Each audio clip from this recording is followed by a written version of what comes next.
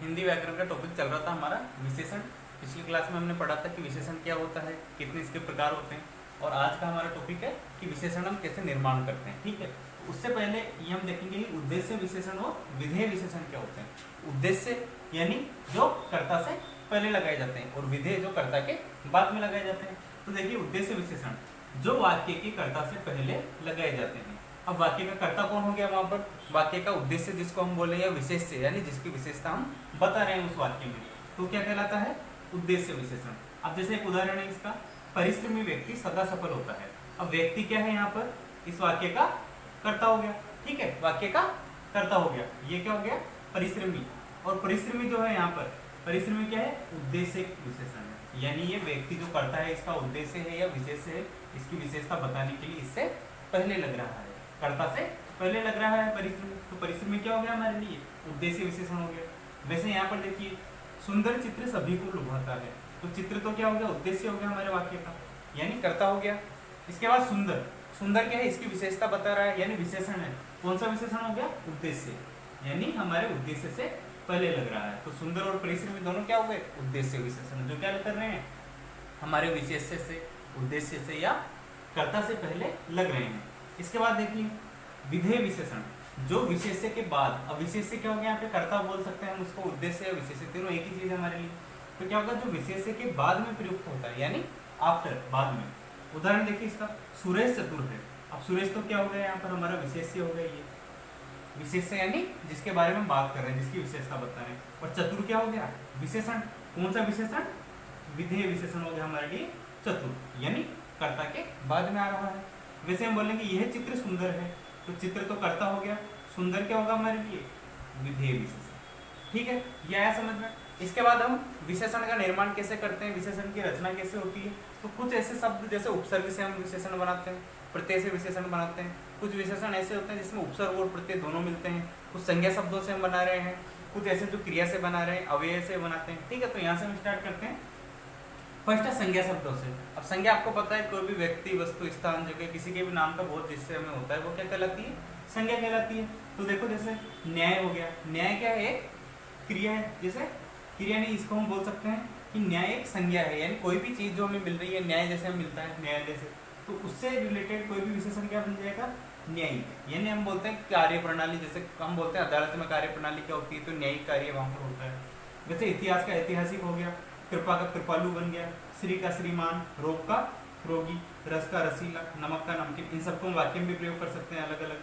जैसे रोग के लिए हम बोले रोगी, तो क्या बोल सकते हैं हम कि मोहन रोगी व्यक्ति है, यानी उसे रोग हो रखा है कोई भी। नमकीन बोले नमक के लिए, तो जैसे किसी जिस वस्तु में ज्यादा नमक डल गया तो हम क्या बोलेंगे कि ये तो नमकीन हो गई। वैसे जयपुर का जयपुरी, भारत का भारतीय, नगर का नागरिक, ये सब भी क्या है, संज्ञा शब्द है। तो जयपुर, भारतीय, नागरिक तीनों क्या हो गए, विशेषण हो गए हमारे लिए। जैसे जयपुर का रहने वाला क्या कहलाएगा, जयपुरी। भारत से रिलेटेड कोई भी चीज है या भारत का रहने वाला है, क्या कहलाएगा, भारतीय।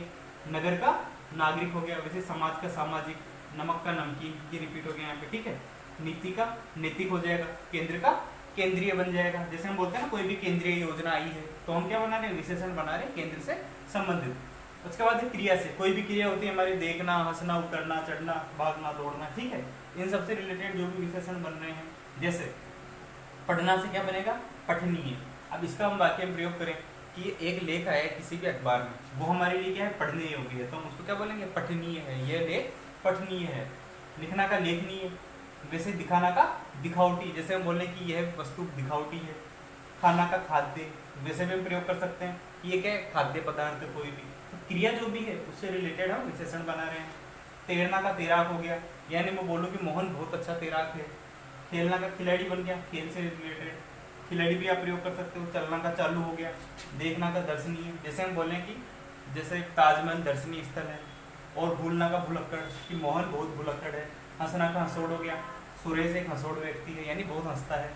उतरना का उतारू, उतारू होते हैं किसी भी चीज़ के लिए तत्पर होना, हम बोलते हैं कि वो तो उतारू, उसको मारने के लिए उतारू हो गया। वैसे फिर आता है बरसना का बरसाती, बरसने से रिलेटेड, जैसे हम बोलें कि बरस रहा है, या बारिश के टाइम हम देखते हैं कीड़े निकल आते हैं बहुत सारे, तो हम क्या बोलते हैं, इनको बरसाती कीड़े आ गए हैं, तो वैसे ही इसका विशेषण बन जाएगा।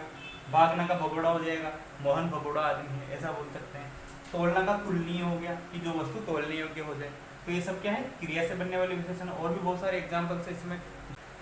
तीसरा है हमारे पास सर्वनाम से हम कैसे विशेषण बना रहे हैं। तो सर्वनाम हो गए जैसे जो, ये है, वह, उसमें, तुम, आप, ये सब क्या होते हैं, सर्वनाम होते हैं। तो अब जो से क्या बनेगा, जैसा, कि मोहन जैसा है वह वैसा है, तो ये क्या बोलते हैं, सर्वनाम हो गए। ये सर्वनाम से बनने वाले विशेषण हो गए। यह को बोलेंगे हम ऐसा, उसको उससा, मैं को मुझसा, ठीक है, तुमको तुमसा, आपको आपसा। वाक्य में प्रयोग कर सकते हैं इसका, जैसे आपसा चतुर कहीं नहीं है, या मुझसा ईमानदार कहीं नहीं, कुछ भी आप बोल सकते हैं इसमें, ठीक है। इसके बाद अव्यय शब्दों से, अव्यय शब्द होते हैं जैसे बाहर, नीचे, भीतर, ऊपर, आगे। तो इन सबका कैसे बनेगा विशेषण, बाहर से बनेगा बाहरी। जैसे मैं बोलूँ कि मोहन तो यहाँ पर बाहरी व्यक्ति है। या नीचे का हो गया निचला, तो यानी क्या हो गया, निचला स्तर। हम बोलते हैं ना पानी का स्तर बहुत निचला है। या भीतर का भीतरी, यानी यह क्या है, भीतरी चीज है। ऊपर का ऊपरी हो गया। आगे का अगला, यानी अगला दिन कौन सा आने वाला है, वैसे हम प्रयोग कर सकते हैं। पीछे का हो गया पिछला। यथा का यथावत, यानी मैं बोलूँ कि यह वस्तु यथावत रखी हुई है। वास्तव का वास्तविक, कि वास्तविक स्थिति का ज्ञान कब होगा। तो ये सब क्या है, अभी ये शब्दों से बनने वाले विशेषण है। फिर आते हैं ऐसे विशेषण जो उपसर्ग से बनते हैं, प्रत्यय से बनते हैं, और उपसर्ग और प्रत्यय दोनों से बनते हैं। तो कुछ कुछ उदाहरण हम देखेंगे इनके। उपसर्ग से कैसे बनते हैं, जैसे अ उपसर्ग हो गया हमारे पास, ऐसे मिलकर बन गया बोध के साथ अबोध। अबोध बोलते हैं जिसको कुछ भी ज्ञान नहीं हो। हम बोले जैसे कि मोहन तो अभी अबोध है। असमर्थ, जो समर्थ नहीं है, तो असमर्थ क्या बन गया, एक विशेषण बन गया। इससे अ उपसर्ग के साथ। असमर्थ बोलते हैं जो किसी कार्य को करने में समर्थ नहीं हो, इसका प्रयोग आप कर सकते हैं। सफल हो गया, सपूत हो गया, निडर, निर्भय, दुबला, ये सब क्या है, बहुत सारे एग्जाम्पल है इनके, ठीक है। और इसके बाद जैसे कुछ उर्दू के उपसर्ग होते हैं हमारे पास, जैसे बे, ला, ये सब क्या है, उर्दू वाले उपसर्ग, इनसे भी हम विशेषण बनाते हैं। जैसे बे और ईमान मिलकर क्या बन जाएगा, बेईमान। बे और कसूर मिलकर बेकसूर, जैसे बोलो कि सुरेश बेकसूर है। ला और पता मिलकर लापता बन रहा है। लापता बोलते हैं जो कोई खो गया, जैसे मैं बोलूँ कि मोहन तो लापता हो गया। लावारिस, लावारिस किसी है जिसका कोई मालिक नहीं होता, जिसका कोई वारिस नहीं होता, वो क्या कहलाता है, लावारिस कहलाता है। इसके बाद है लाचार, यानी विवश हो गया किसी भी चीज के लिए। तो ये सब क्या है, उर्दू के उपसर्ग से मिलकर बन रहे विशेषण, ठीक है। इसके बाद आता है प्रत्यय से। प्रत्यय होते हैं हमारे पास, कई तरह के प्रत्यय होते हैं हमारे हिंदी में। तो प्रत्यय से मिलाकर हम कैसे बना रहे हैं, जैसे इतिहास में एक जोड़ा हमने, तो क्या बन जाएगा, ऐतिहासिक। तो मैं क्या बोल सकता हूँ किसी भी चीज के लिए कि यह किला तो ऐतिहासिक है, तो ये भी क्या हो गया, विशेषण हो गए सारे। बलशाली हो गया आपके पास, गुणवान हो गया, मानसिक हो गया, लौकिक हो गया, नैतिक हो गया, मौलिक हो गया, ये सब क्या है, विशेषण है। किसी में भी आप वाक्य में प्रयोग कर सकते हो। बलशाली बोल सकते हो, सुरेश बहुत बलशाली है, या वह गुणवान है, उसको मानसिक बीमारी है। या लौकिक, कि यह चीज़ तो लौकिक ही नहीं है। नैतिक, नैतिक बोल सकते हैं कि जो नीति पर चलता हो या नीति से रिलेटेड हो। और मौलिक, जो इस दुनिया से रिलेटेड हो। इसके बाद अब इसमें उपसर्ग और प्रत्यय दोनों जुड़ रहे हैं, उपसर्ग भी जुड़ेगा और प्रत्यय भी जुड़ेगा। जैसे ए प्लस धर्म प्लस ईक, तो क्या बन गया, अधार्मिक, जो धर्म के उल्टा हो, यानी धर्म से विरुद्ध हो। फिर आता है अन, आत्मा और ईक, यानी अनात्मिक। फिर आता है अप, मान और ईक, इसमें भी क्या है, अप और ईक दोनों उपसर्ग और प्रत्यय इसमें क्या हो रहे हैं, प्रयुक्त हो रहे हैं। तो क्या बन जाएगा, अपमानित, जैसे सुरेश ने मोहन को अपमानित कर दिया। तो ये सब भी क्या है, विशेषण बनते हैं उपसर्ग और प्रत्यय दोनों से मिलाकर। नास्तिक कैसे बनेगा, न प्लस अस्ति प्लस क, यह बन जाएगा नास्तिक। अ, न्याय और ई, तो ये क्या बन जाएगा, अन्यायी। तो और भी बहुत सारे शब्द हैं हिंदी के व्याकरण में हमारे, जिनसे आप इनको बना सकते हो, ठीक है। ये थे हमारे कुछ ऐसे शब्द जिनसे हम विशेषण बना रहे हैं। और ये आज का टॉपिक भी हमारा कंप्लीट हो चुका है यहाँ पर। धन्यवाद।